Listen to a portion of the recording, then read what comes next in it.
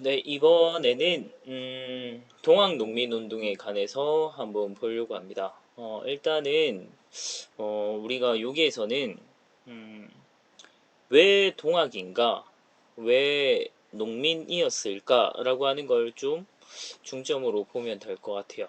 그래서 이거는 기본적으로는 사실 동학교도, 그래서 종교적인 운동인가? 라고 생각할 수도 있겠지만 종교를 넘어선 하나의 농민운동으로서 평가를 할 수 있지 않을까 라고 볼 수 있고, 어쩌면 굉장히 중요했던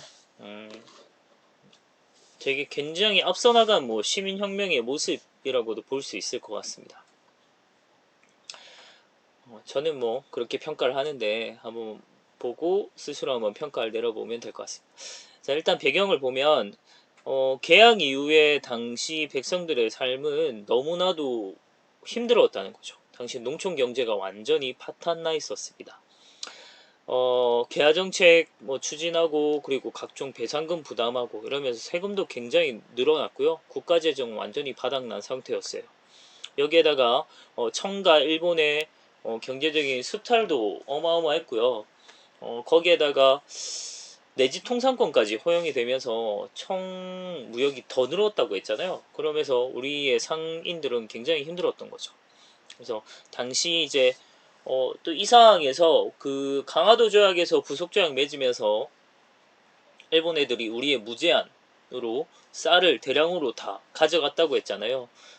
그러기 곡물까지, 콩이나 이런 것까지 해서 수출이 엄청나게 늘다 보니까 우리의 곡식값은 굉장히 급등하는 이런 상황이 나타났습니다. 그냥 하층민들은 점점점 살기 어려워지는 거죠. 그래서 이제 각종 이제 일부 이제 지방간들이, 특히나 이제 경도나 항해도 이런 데에서 이제 지방관들이 방공령이라고 하는 걸 발표를 해요. 그러니까 곡식이 빠져나가는 걸 막는 명령이란 뜻입니다. 이걸 발표해서 일본에 이제 수출하는 쌀들을 막아버리니까 당시 이제 일본이 이로 인해서 자기들이 엄청난 손해를 봤다면서 오히려 배상금을 요구하게 되는 말도 안 되는 상황이 벌어져요. 근데 실제로 거짓말처럼 배상금까지 내게 됩니다. 그러다 보니까 백성들의 삶은 더더욱 어려워지는 말도 안 되는 상황이 벌어져요. 이런 상황에서 당시 이제 일본에 대한 배척 기운에다가, 그리고 정부에 대한 불만이 계속 고조되는 상황에서 당시 이제 동학이 계속해서 농민들에게 퍼져나가거든요. 동학이 이렇게 퍼져나간 바탕에는 사실 동학이 갖고 있던 이 인내천 사상이라고 하는 게 엄청나게 크죠. 사람이 곧 하늘이다 라는 뜻인데, 그거는 만민 평등, 모든 사람은 평등하다 이런 사상, 그리고 당시 이제 신분 차별이나 노비제에 반대하고, 기존에 굉장히 소외받아왔던 여성과 어린의 인격 이런 걸 존중하는 사회, 이런 걸 추구하다 보니까 엄청나게 퍼져 나갔는데, 그러다 보니까 정부에서는 이 동학에 대해서 굉장히 탄압을 하죠. 그래서 당시 이제 교조였던 창시자가 최재우죠. 최재우를 처형시키고 이걸 사이비로 이제 규탄해 버리는 거죠. 그러다 보니까 당시 이제 동학 교도들이 동학에 대한 탄압을 중지할 것, 그리고 기존에 엄청나게 많이 힘들었던 부패한 관리들 이런 사람 처벌할 것, 그리고 외세 배척 주장할 것, 외세를 배척하자고 주장하면서 집회들이 점점점 일어나게 됩니다.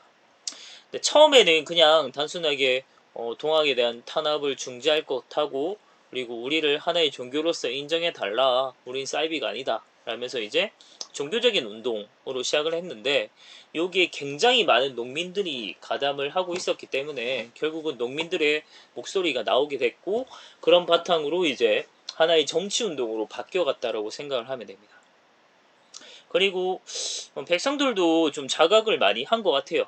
이게 단순하게 관리들의 부패만이 문제가 아니구나라는 걸 좀 생각을 했고, 그래서 탕가놀이를 등용하고 그리고 제대로 처벌하지 않는 이 정부에 대한 불만도 굉장히 커졌고, 외세에 의존하는 이런 정부의 모습에 대해서 굉장히 비판을 많이 하게 된 거죠.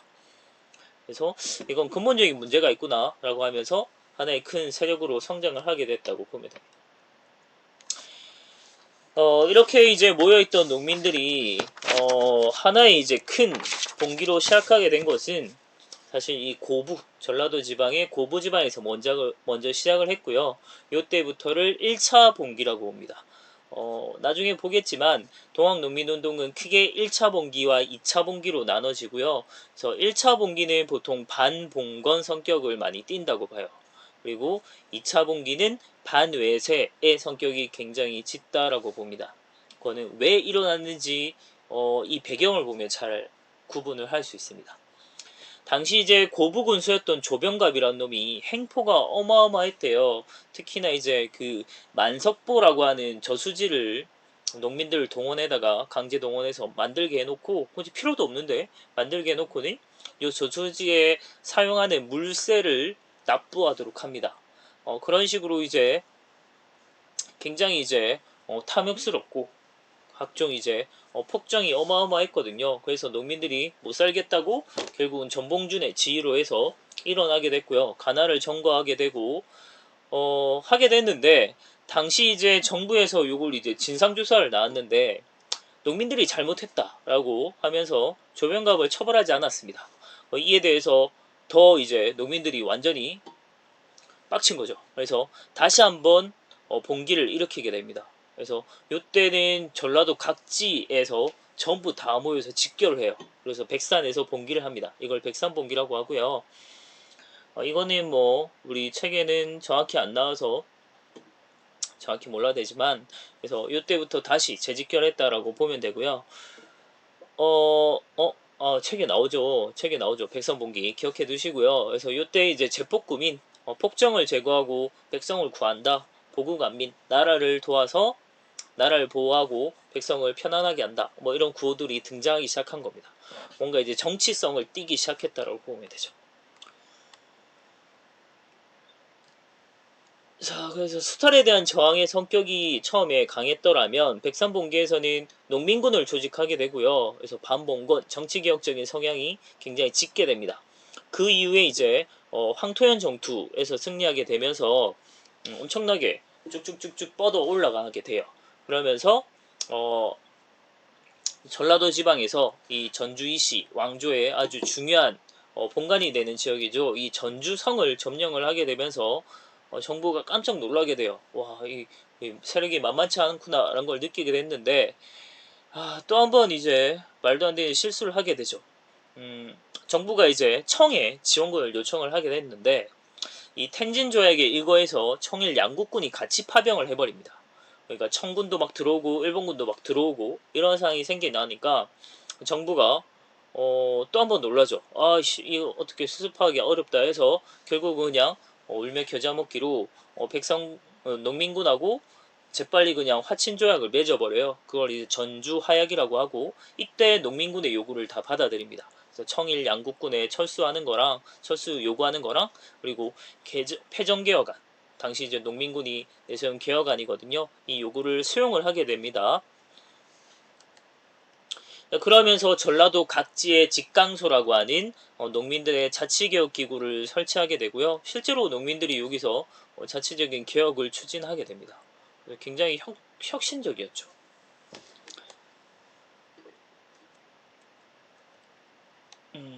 네, 봤고요. 그리고 자, 근데 에서 이제 우리 다 잘 마무리됐으니까 청일 양국군한테 그냥 돌아가라고 얘기했는데 청은 뭐 그냥 받아들였던 것 같아요. 뭐 내키지 않았을지 모르겠지만 근데 일본군은 그냥 돌아가기가 참 싫었나 봐요. 아니면 이때 들어왔는데 뭐라도 썰어야지 싶었는지 경복궁을 갑자기 불법적으로 침입해버립니다. 그러면서 우리 내정 간섭을 하게 되고요.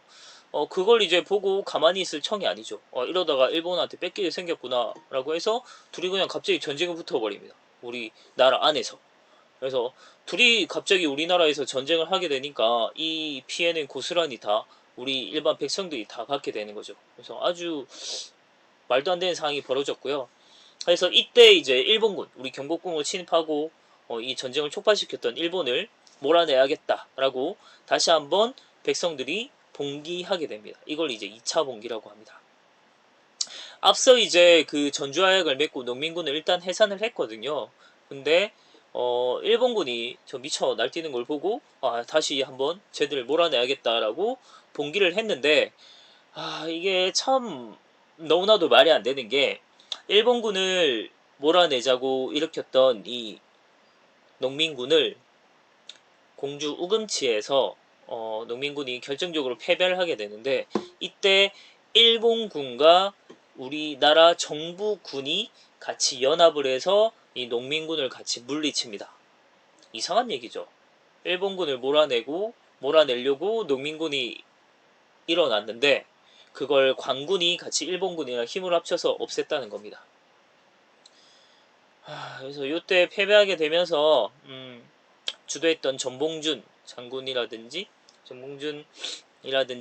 지도자들이 많은 사람들이 잡혀가게 되면서 처형을 당했고 그렇게 이제 2차 봉기도 끝을 맺게 됩니다.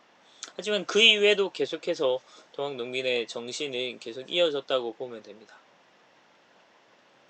그래서 이들의 이제 바탕이 나중에 항일의병투쟁으로 이어졌다라고 생각을 하면 될 것 같고요.